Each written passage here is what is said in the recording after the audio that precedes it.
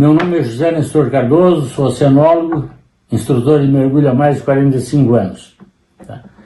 Agradeço ao Vasconcelos pela oportunidade que ele me propiciou de falar sobre o apagamento, especialmente do ponto de vista fisiológico. Não é difícil de entender e a gente começa falando sobre o ar que a gente respira. Todos os mergulhadores sabem que nós respiramos 21% de oxigênio e 78% de nitrogênio, menos de 1% de argônio e traços de outros gases, inclusive do gás carbônico, que é muito importante no nosso mecanismo de regulação fisiológica, que é da ordem de 0,04% da atmosfera e da ordem de 4 ou mais do que 4% a nível pulmonar. Então veja só, o ar que a gente inspira tem 0,04% de gás carbônico e mais de 4%. Isso dá 100 vezes entre o ar inspirado e o ar expirado. Isso é muito importante quando a gente fala sobre apagamento. Porque o apagamento sobrevém, é posterior a uma hiperventilação. A hiperventilação, o que é? É uma ventilação dos pulmões rápida e profunda. É uma respiração provocada, diferente da respiração normal, que é uma respiração automática, determinado pelo centro respiratório que fica na base do bulbo, fica no bulbo, que é a base do cérebro. Então, a respiração normal, ela se dá pela sensores que são distribuídos ao longo do corpo, especialmente na aorta e nas carótidas.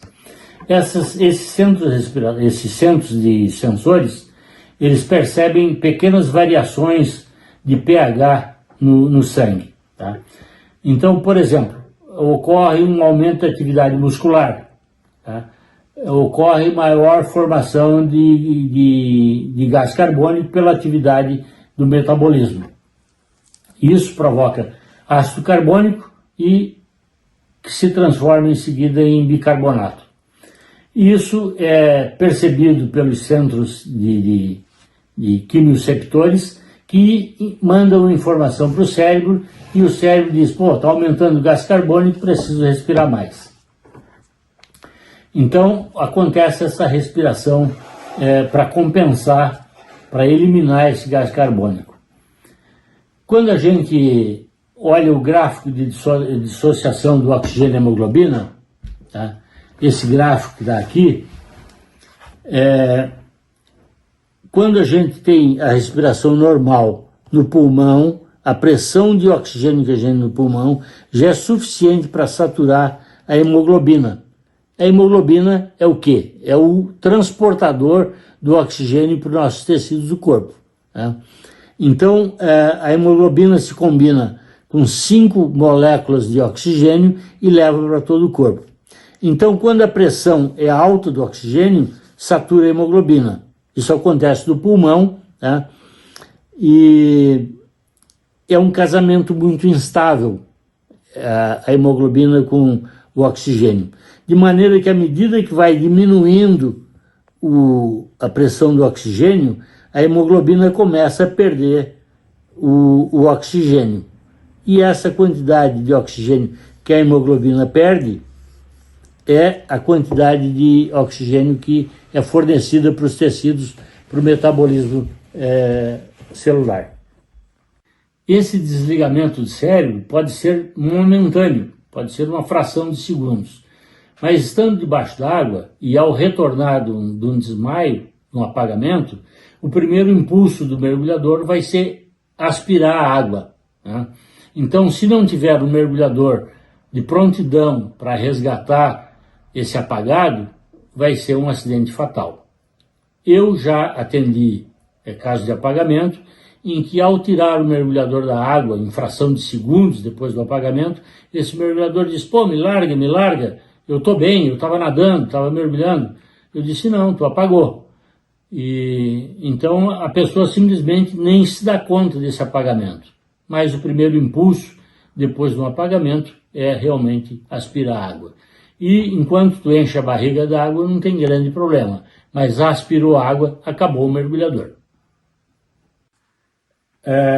Aí nós podemos constatar uma coisa: dificilmente um apagamento acontece com mergulhadores novatos, porque os mergulhadores novatos ainda não estão muito longe do limite, enquanto que os mergulhadores experientes já estão, treinam constantemente, fazem apneia até mesmo no seco, caminhando numa rua, e eles já estão no limite de manutenção da consciência pela redução do oxigênio. Tá? Enquanto que o mergulhador novato está muito longe ainda do limite. Então, antes que ele chegue um grau perigoso da baixa do oxigênio, ele já sentiu vontade de respirar e ele disparou para a superfície. O mergulhador experiente, por outro lado, tem uma compulsão na busca do seu peixe maior, da profundidade maior atingida, no maior tempo de apneia. Ele está constantemente competindo com seus companheiros e por isso que o mergulhador experiente é aquele que mais tem possibilidade de acontecer. Quando o mergulhador experiente faz uma hiperventilação, a gente vê pelo gráfico que não é possível aumentar a quantidade de oxigênio no corpo. No entanto, é possível reduzir drasticamente a quantidade de gás carbônico que está dissolvido no organismo e que tem no pulmão, que é a diferença do ar atmosférico e do ar do pulmão de mais de 100 vezes. Ou seja, respirando rapidamente, tu reduz drasticamente o gás carbônico do pulmão. E o mergulhador experiente faz isso porque ele quer retardar o impulso respiratório, que é determinado principalmente pelo gás carbônico, não tanto pela falta de oxigênio, como pelo acúmulo de gás carbônico. Reduzindo o gás carbônico, ele reduz o impulso respiratório, ele atrasa o impulso respiratório. Isso pode levar a uma baixa considerável de oxigênio, porque o oxigênio continua sendo consumido pelo metabolismo, enquanto que o metabolismo também produz gás carbônico, só que ele está começando num nível muito baixo. Quando ele chega ao ponto de estimular o centro respiratório, o oxigênio já está perigosamente baixo. Quando ele inicia a subida, começa a cair a pressão absoluta, né? A pressão hidrostática e a pressão absoluta. Isso reduz também a pressão dos gases a nível sanguíneo. Especialmente nos últimos metros perto da superfície, a diferença de pressão é muito grande. A variação da pressão é muito grande. Né? A pressão diminui constantemente, mas a variação da pressão é muito grande perto dos metros mais perto da superfície. E diminuindo a pressão rapidamente, pode cair a pressão do oxigênio até um ponto em que o cérebro diga: bom, com essa pressão eu paro de funcionar. Parando de funcionar, o cérebro produz um apagamento, que pode ser momentâneo ou duradouro. Sendo um ou outro, o primeiro estímulo que venha acontecer com o mergulhador é que ele vai tentar respirar, e vai respirar água, logicamente, estando submerso. Sem um mergulhador de apoio que esteja próximo e que esteja pronto a prestar o atendimento, esse mergulhador vai afogar, podendo levar a um desfecho fatal. Espero que todos tomem mais cuidado, evitando uma desgraça para a família, uma desgraça social, porque cada uma das pessoas tem um custo social muito grande, e evitar essas tragédias familiares. Obrigado a todos, bons mergulhos.